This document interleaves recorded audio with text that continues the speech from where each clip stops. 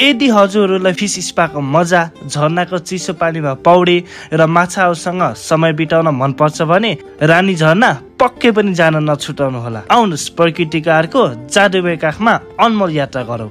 आज हामीले हाम्रो यात्रा दोभानबाट सुरु गर्दैछौँ। हाम्रो यात्रा तिनौ नदीको पुलसम्म पुग्यो, जहाँबाट हामीले बाया मोड लिग्यौँ।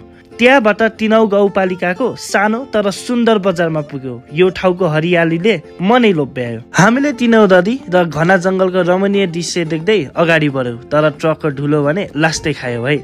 केही समयपछि एउटा सानो ढुङ्गे बाटोमा पुग्यौँ। खतरनाक तर रोमाञ्चक। यहाँदेखि हामी तल झर्यौँ र एउटा सुन्दर पुलमा पुग्यौँ, जहाँ नदी, हिमाल, जङ्गलको दृश्यले मलाई मोहित बनायो। त्यसपछि हामी बगाहा गाउँ पुग्यौँ, अनि दायाँ मोड लिग्यौँ र अन्ततः रानी झरनामा आइपुग्यौँ। त्यसपछि हामीले टिकट काट्छौँ, अनि यो रह्यो यहाँको व्यवस्थापन शुल्क। त्यसपछि हामी सिडीबाट तल झर्छौँ। तल झरेपछि हामीले झरनाको जादुमय दृश्य देख्छौँ, साँच्चै मनै लोभ्याउने। यो ठाउँमा सानो पुल, चम्किलो झरना र पानीमा साना माछाहरू पनि छन्, जसले तपाईँको खुट्टालाई स्पा जस्तो मसाज गर्छन्। यहाँ चाहिँ ठुला ठुला सुन्दर माछाहरू पनि छन्, तर सावधान, यो माछालाई मार्न पाइँदैन है।